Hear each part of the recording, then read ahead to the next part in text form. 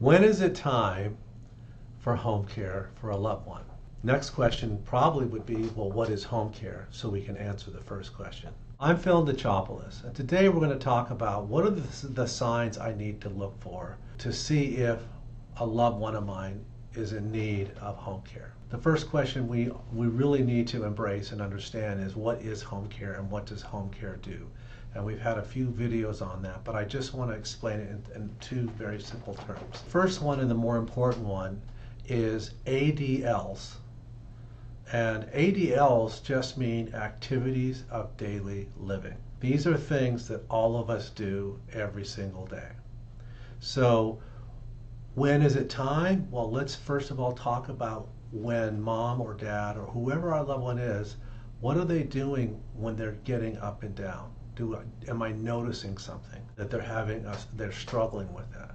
Or when they're just getting around, maybe they walk with a cane or a walker, or maybe they're still not having to use an assistive device. But when I watch them walk, I just see again this balance and or a mobility issue. Bathing. Am I noticing, and this is one of those things, am I noticing that it smells like a loved one hasn't bathed for a few weeks here?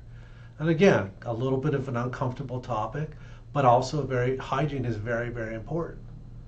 And if that's the case, we need to explore that. Getting dressed, dressing and grooming. Is there a trouble with it, or do they have a hard time with it? Is their hair a mess? Are they brushing their teeth? All these different things along those lines. Next is eating. Have I noticed something about my loved one's eating habits? I'm noticing maybe they're really not eating, or they eat sparingly, and maybe it's once a day, maybe it's not. What they're eating doesn't seem to be the healthiest thing. Toileting. Again, as we were talking about early on, transfers, getting up and down, ambulation, moving around, well, that probably will also lead to how we're getting on and off a toilet. And also the other part of that is making sure that we're clean and dry after we take care of our business in the bathroom. And lastly, maybe we're not making it to the toilet in time, and sadly or unfortunately there's some issues with incontinence. These are the basic ADLs that home care does in terms of assistance in the home. Transfers, ambulation, bathing, dressing, grooming, eating, toileting, and incontinence. The last one you could add to that would be cognitive challenges or memory care. Are there some things that are happening where you're noticing, why did we put the car keys in the microwave?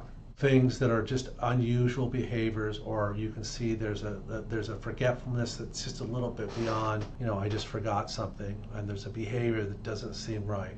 That'd be another area that we would notice, like, okay, that means to me, doing this for as long as I have, that just means to me that there's a good chance that your loved one or my loved one is unsafe being alone behind closed doors. So the next thing that we help with in home care is something called IADLs, and that just means instrumental activities of daily living. The difference between IADL and ADLs, one is contact care where we're actually assisting with things. The other one, IADL, is non-contact, but equally important.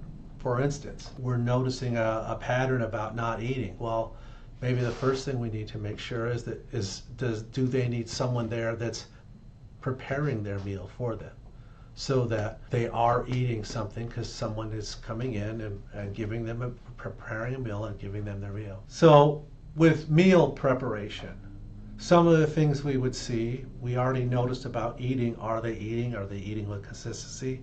Well, what if I go in there and I see like there's a lot of old food in the refrigerator, or I'm noticing that the only thing my loved one is eating is cheese and crackers.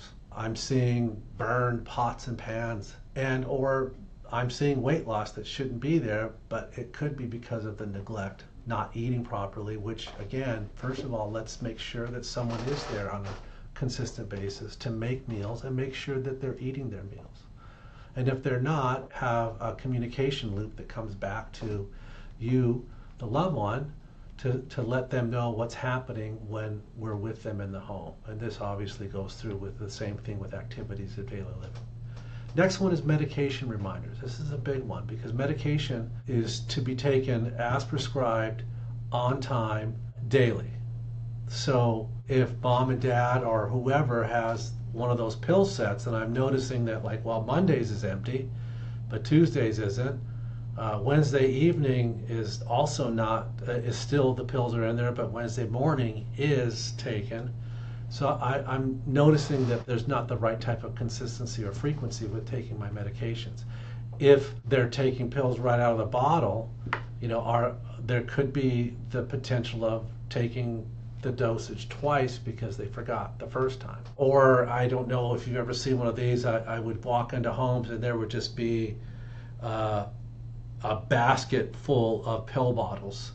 And you have to figure out, well, which ones are current and which ones are old and which ones were from the hospital discharge from 2019 and all these different things where, again, with this type of challenge, this leads to obvious challenges with the medication, but a lot of times it also is one of the things that creates a fall risk. Light housekeeping is another IADL. So am I seeing laundry pile up? Is my loved one's bed just never made and kind of can't tell how long those sheets have been on? Is trash accumulating and not going out? These are some of the things, general clutter, especially if you know your loved one was a certain way about being clean and neat in the home and now we're not seeing it.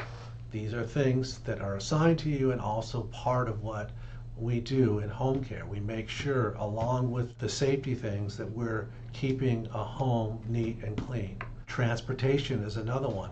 Are they relying on you or somebody else or a county service to come out to get them to places because they no longer can drive or they lost their ability to drive, whatever that is?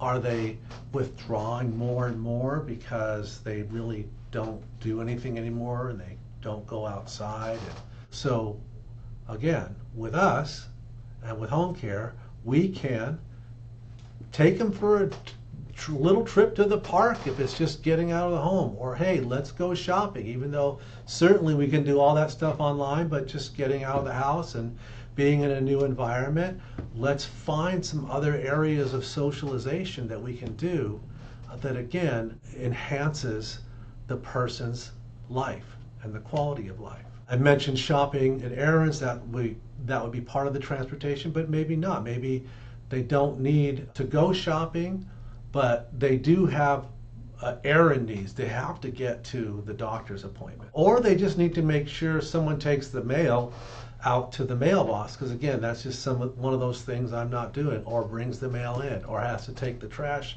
out to the curb. Lots of different things that are normal instrumental activities of daily living that we do all the time that now, either because of physically or cognitively, we no longer are able to do or we neglect to do. So if you're seeing some of these signs, the next step for me would just be to reach out to someone. In our case, please reach out. If you're in our area, reach out to me, reach out to our company, because the next thing we can do is we can come in and provide an assessment of needs. We can see what's going on, see what you're talking about. We can actually have a dialogue with you before we see your loved one, because we want to make sure that we're getting all the things in, and sometimes we don't feel as comfortable in front of them saying things. But reach out and find some help, because these are the things that can lead, if done right, and every now and then we have that 10 or 20% of people that actually are seeing it and doing something ahead of time, and we can't fully calculate it out, but who knows the number of falls that have been avoided because we started seeing these things and we acted on them.